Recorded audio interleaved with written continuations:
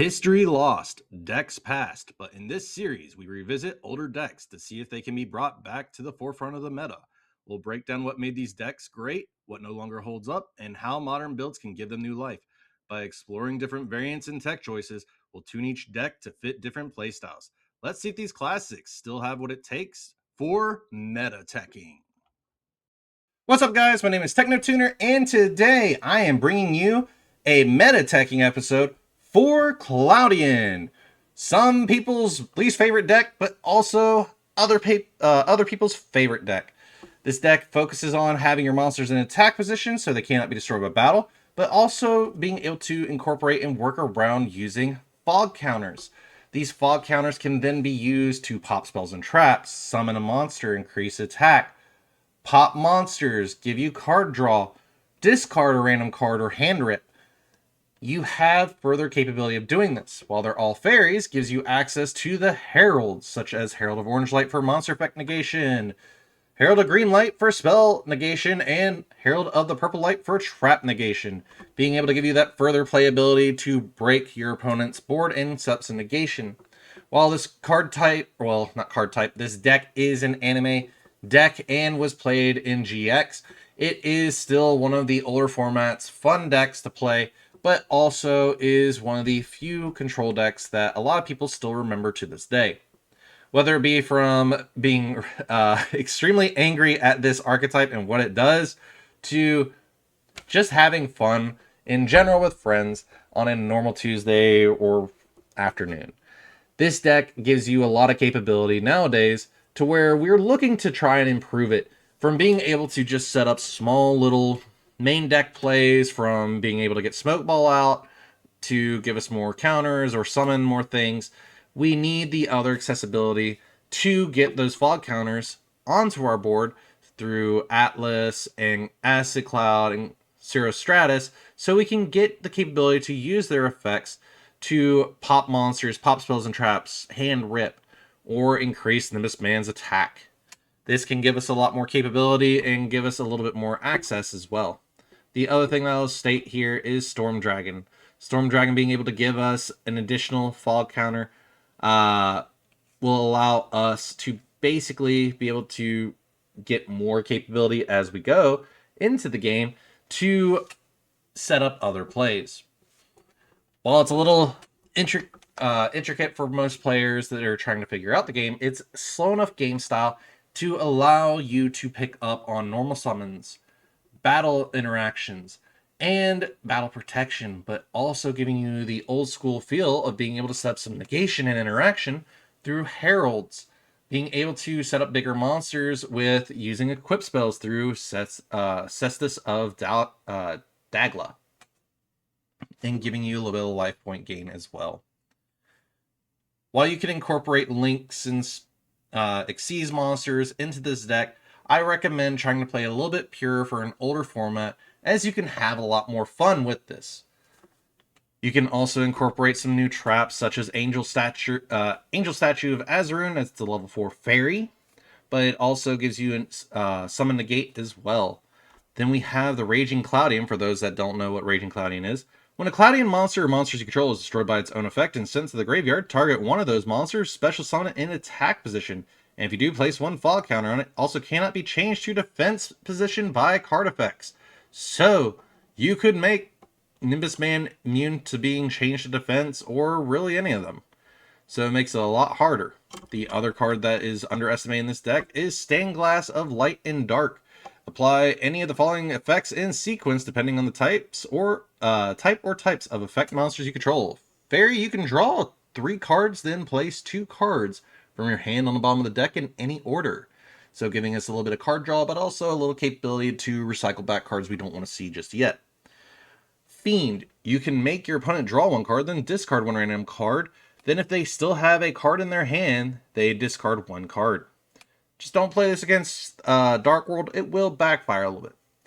But nonetheless, this deck is still fun to play because with that old school format, that old school feeling, you have the capability of special summoning out a Cloudian monster with Valhalla, or sending it to the graveyard with Vingoff if you can send a light fairy such as Dawn Angel Combi. But the other thing is, Dawn Angel Combi. If you control no monsters or all the monsters you control are fairy monsters, you can special summon this card from your hand, tribute any number of fairy monsters, including this card, special summon fairy monster from your deck whose level equals the total level or levels those monsters have on the field. You cannot special summon the turn you activate this effect except fairy monsters, which is perfectly fine because we're playing only fairy monsters. But this allows you to turn an extra Acid Cloud or Atlas into the Storm Dragon or vice versa, giving you those capabilities to further set up your board, but also give you a little bit more additional extension. While we're looking to get this deck into more of a rogue or playable status, let's go ahead and take a look at a few other deck lists that we have here.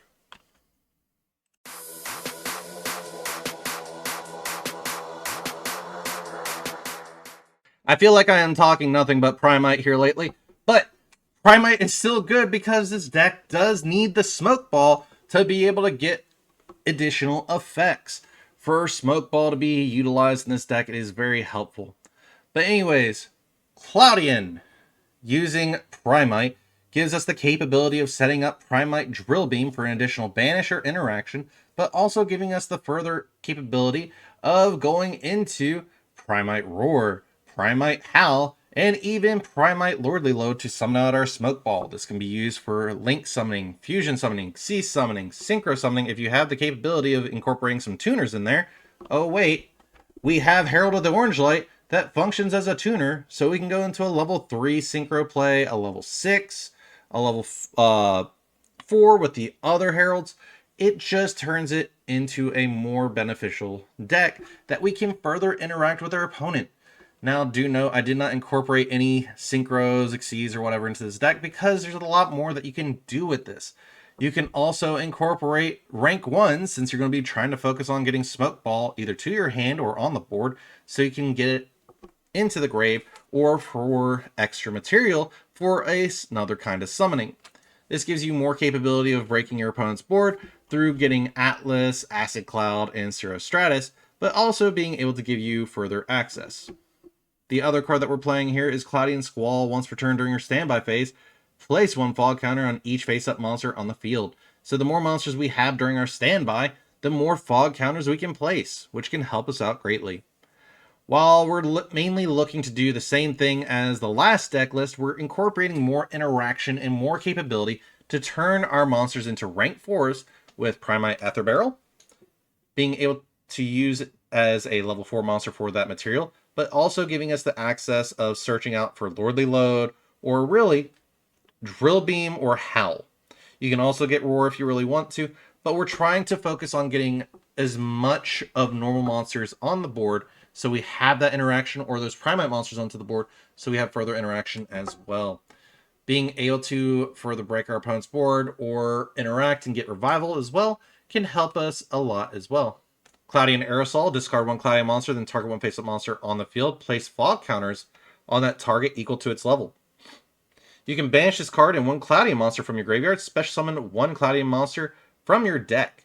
So, this giving us the capability of just banish 1, special summon 1, can help us out greatly. But also, if we have a dead card in hand, such as Nimbus Man, we can also discard it to give our other Nimbus Man an additional 2,500 attack.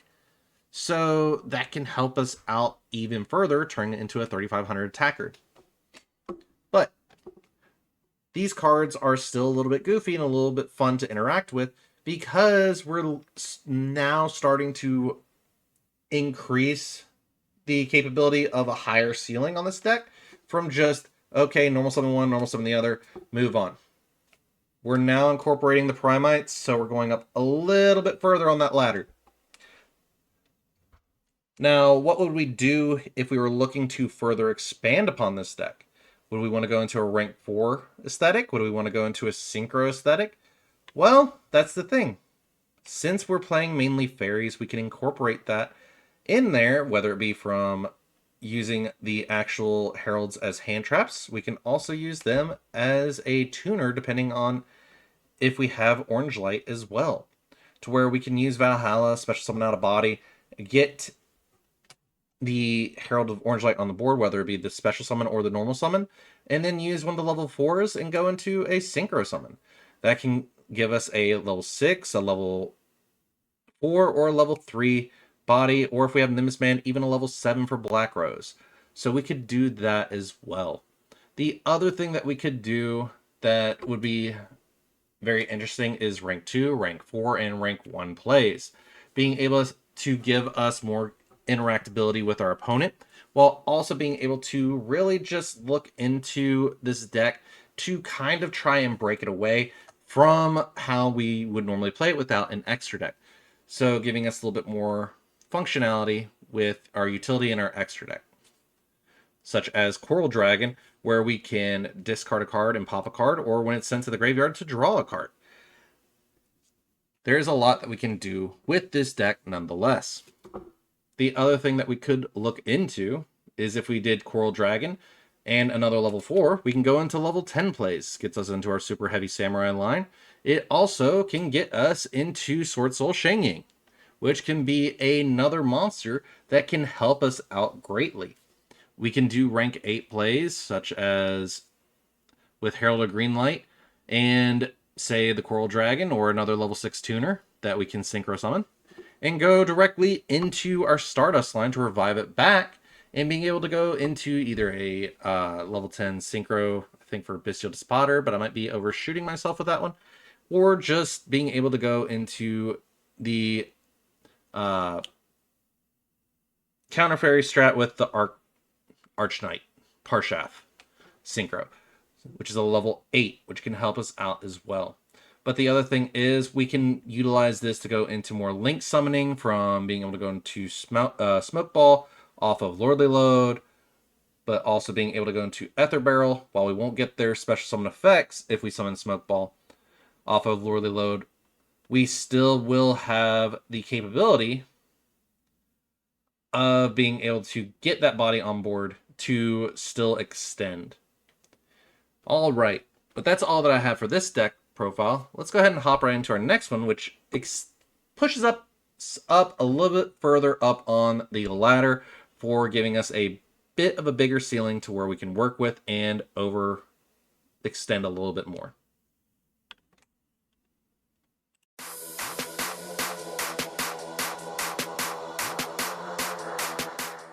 So, as I was saying, the other deck we could be playing is Ryzeal Cloudian, because we're basically using a lot of level 4s. We're using the capability of being able to get a monster negate on board through Ryzeal Cross. We get an interactable pop with Detonator.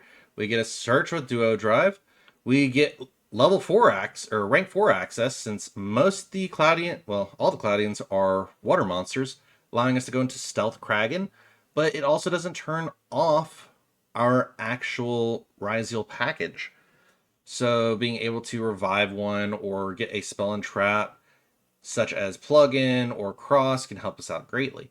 The other thing is we can also run cards such as Gaga Cowboy, Exciton Knight, Diamond Dyer.